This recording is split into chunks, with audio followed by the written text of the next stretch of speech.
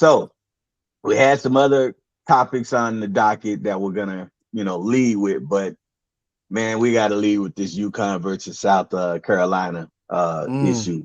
So, let me mm. start out by saying that UConn was on, I think it was 33-0 or 34-0. They were riding a 54 game winning streak. They were playing South Carolina, who they destroyed in the national championship last year. So they had to play them in the Final Four. And it was a really good game, but it just seemed like South Carolina had control of that game, and they were going to win. So the game went off without a hitch, but then at the end of the game we had Gino Auriemma, coach from UConn, walking over to you know what should be the regular shake hands with Don Staley, the coach of South Carolina. And it was some furniture moving on that uh in that issue. It had gotten almost some fisticuffs, and Gino Auriemma turned around and said that Don curses at the referees, and that Don didn't meet him at half court and talk, and that they ripped his player's jersey off. And they actually went and got the receipts to show that all of that stuff he said was untrue.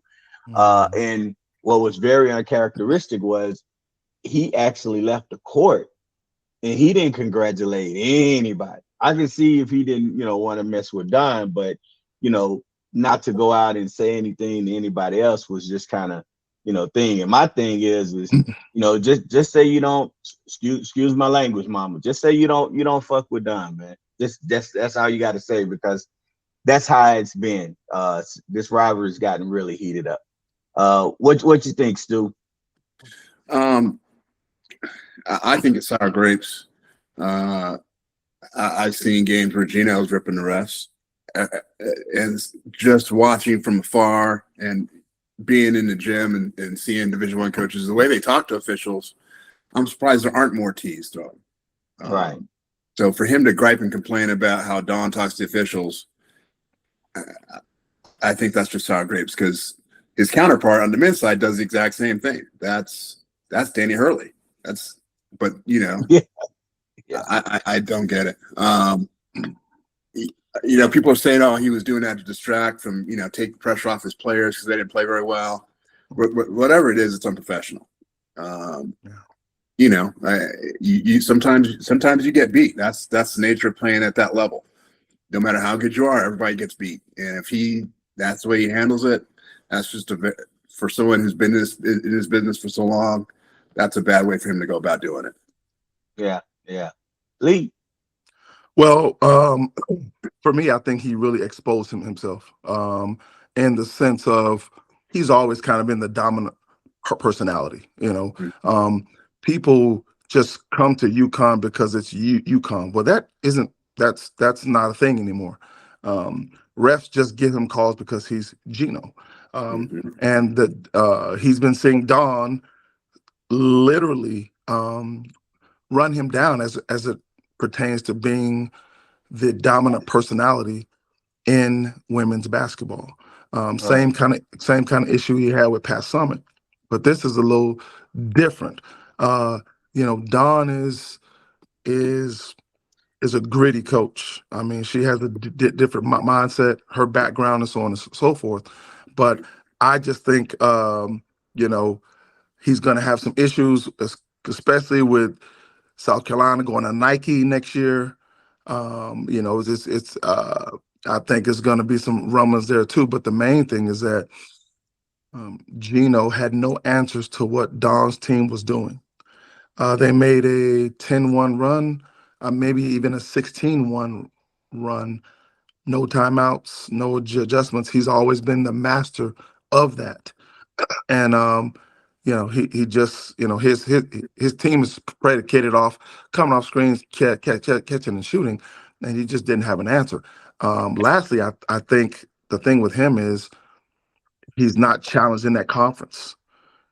In the Yeah. SEC, you have a plethora of teams who can get to the ship. Gino's in the Big East winning by 30, and so he's used to just having his hands crossed and arms crossed and coasting. And at this level, when you get in the Final Four, you know what it is, especially when you're going up against Don. So he was in his feelings for sure. Yeah, I have a question for y'all. I'm gonna have two questions. One just popped up, but my first question is, do you think there's some sort of resentment from Gino with the fact that he was dominant for so long? The women's basketball wasn't as big. Mm, Now, within the last 3 years, women's basketball has really come up the stage, and Don has been kind of the face coaching wise. And it's almost, I kind of wonder if he kind of feels like, man, you know what, I was doing this longer than she was, right? That's the first question. The second question is going back into what you said about the 10-1 run or 16-1 run. My question to both of y'all is, when a team, at what point do you call a timeout? If is it a 6-0 run, a 8-0 run, when do you call a timeout to kind of stop or recalibrate? go ahead, Coach. Uh, let's go. The first question. I think you made a valid point. I think Gino's seen the landscape because South Carolina's been dominant the last 3-4 years. Yeah. You've also got that crazy lady at LSU, Mulkey, who, she's taken a chunk out of some of his legacy.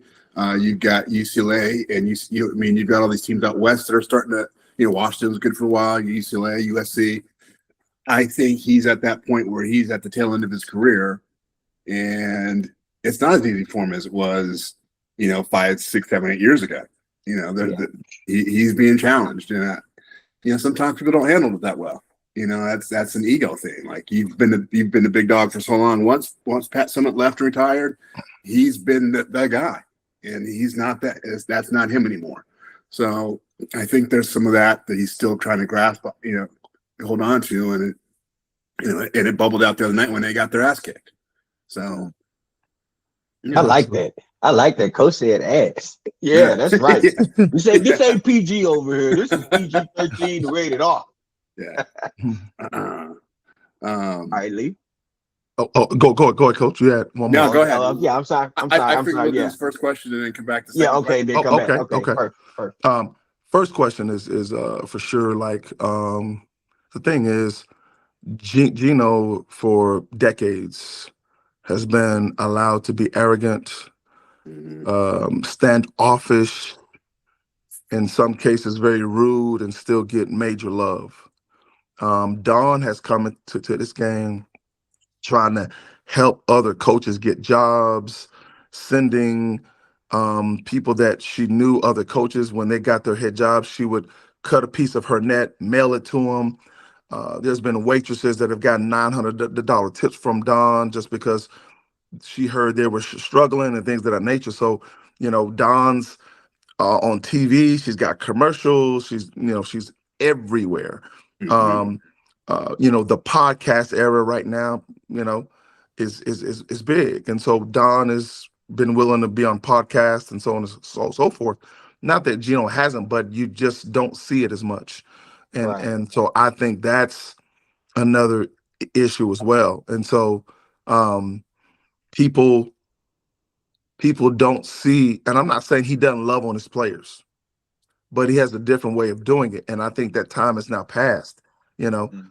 with the mental health piece, excuse me, and things of that nature. I just think, Don has got every base covered. Like 2 years ago, Don was recruiting a kid, and there was a certain major that they didn't have.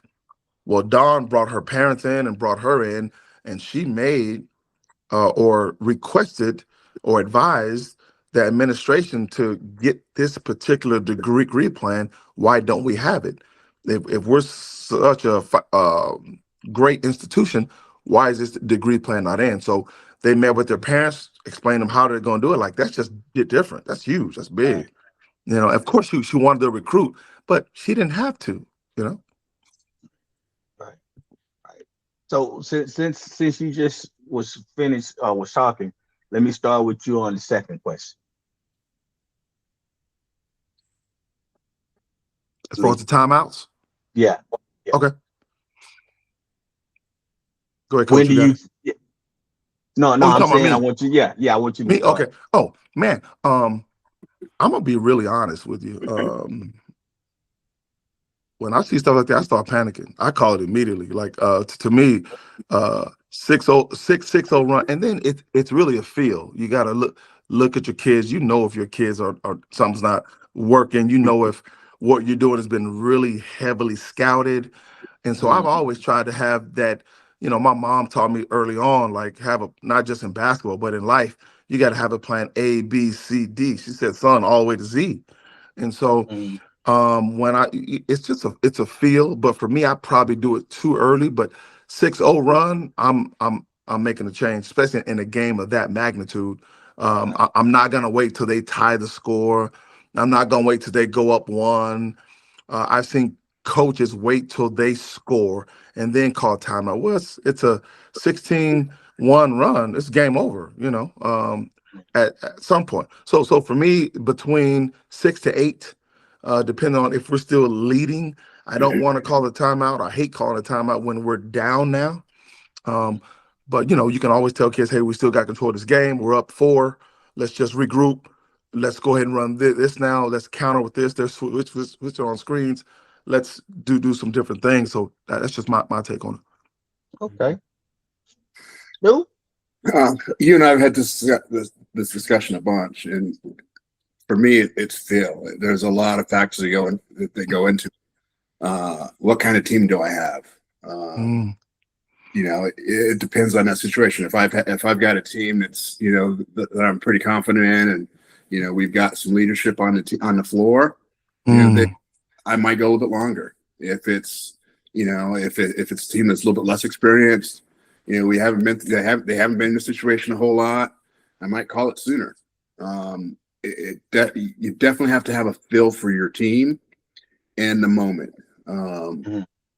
Because I've been that way. Hey, they've gone on a 9-0 run, but it's not like we haven't gotten shots. We've gotten really good shots. Maybe one just Right. slipped out.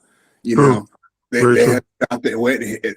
We defended really well, and they hit a tough shot at as the shot clock expired. It just depends on the feel. But when you're in that situation, I can't. I mean, I don't want to second guess them, but it just depends on your team. Yeah. Uh, Yeah. and I was always confident with if I had a really good point guard, I was more confident to let him play it out.